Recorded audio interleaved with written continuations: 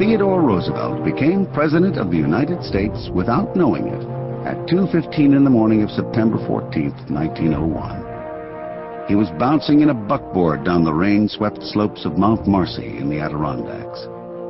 Constitutionally, not so much as a heartbeat impeded the flow of power from his assassinated predecessor to himself.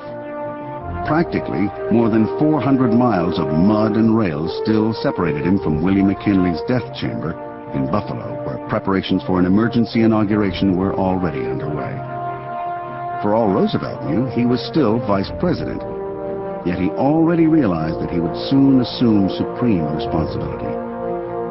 Yesterday's telegrams relayed up the mountain by telephone operators, riders, and runners had documented the spread of gangrene through his bullet-ridden chief.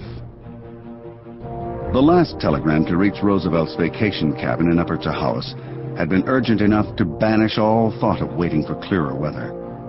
The president appears to be dying, and members of the cabinet in Buffalo think you should lose no time coming. So shortly before midnight, Roosevelt had kissed his wife and children goodbye and begun the descent to North Creek Station, at least a 7-hour drive, even by day. He was now, at the moment of his accession, halfway through the second stage of this journey, some 5 miles north of Lair Lodge, where a new wagon and fresh horses awaited him. He sat alone on the passenger seat, shrouded against splashes of mud in a borrowed raincoat several sizes too big.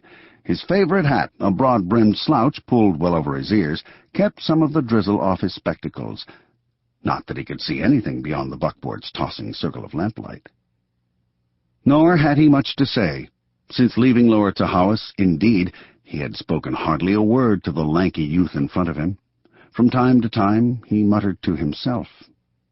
Sincere, if slight grief for McKinley, a cold-blooded politician he had never much cared for, struggled in Roosevelt's breast with more violent emotions regarding the assassin, Leon Czolgosz. In his opinion, those bullets at Buffalo had been fired not merely at a man, but at the very heart of the American Republic. They were an assault upon representative government and civilized order. Unable to contain his rage, he leaned forward and blurted an excoriation of Czolgosz into the rain. If it had been I who had been shot, he wouldn't have got away so easily. I'd have guzzled him first.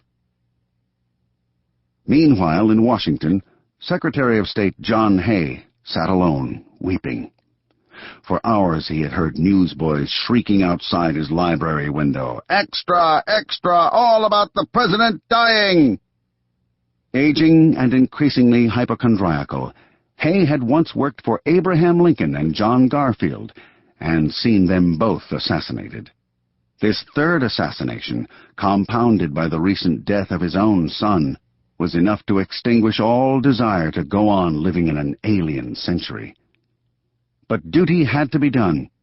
When the final knell sounded across 16th Street, he wrote a telegram officially informing Theodore Roosevelt that McKinley was dead. He ordered it sent to North Creek Station. At about 3:30, the lights of Lair Lodge appeared in the mist. The landlord, Mike Cronin, was waiting outside with his rig. Roosevelt climbed down onto the wooden landing. "Any news?" "Not a word," Cronin spoke awkwardly, uncertain how to address his passenger. "Jump in right away and we'll be off." He fumbled with the lantern. Roosevelt said, "Here, give it to me," and joined him on the driver's seat. The new horses, 2 big black Morgans, started off swiftly. Cronin was an expert whip and hoped to break his own daylight record of just under 2 hours to North Creek. The horses knew every curve of the 16-mile road, but the descent grew slippery, and one of them stumbled. Conscious of the precious value of his cargo, Cronin dragged on the reins.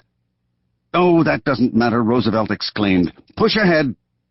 Cronin worried aloud about skidding off a bend and falling hundreds of feet into the bogs beneath, but Roosevelt was calm. "If you're not afraid, I am not," he said. At 5 o'clock, Cronin announced that they were only 2 miles from North Creek. Roosevelt ordered a stop to let the horses blow. He straightened his tie and smoothed his suit, saying there might be some notables waiting at the station. The final dash was dramatic enough to satisfy Roosevelt's love of stagey arrivals. Sun-reddened cliffs disclosed the racing floodwater of the Hudson River, and Cronin's horses, refreshed by their brief pause, thundered thrillingly over the bridge into town. The noise acted as a drum roll, heralding their entrance onto Main Street. Voices shouted, "There he comes!" The buckboard flew past darkened house fronts and stoops, still bare of the morning milk. Its wheels had hardly come to rest at the depot when Roosevelt jumped down to discover, if not notables, at least a small crowd of local citizens and the neat, bespectacled figure of his secretary, William Loeb, Jr. A special train stood waiting. The time on the station clock read 22 minutes past 5. Loeb wordlessly handed over John Hay's telegram from Washington. Roosevelt unfolded it. There was a moment of silence, broken only by the impatient hissing of the locomotive. He stared at the 8 words in his hand. The President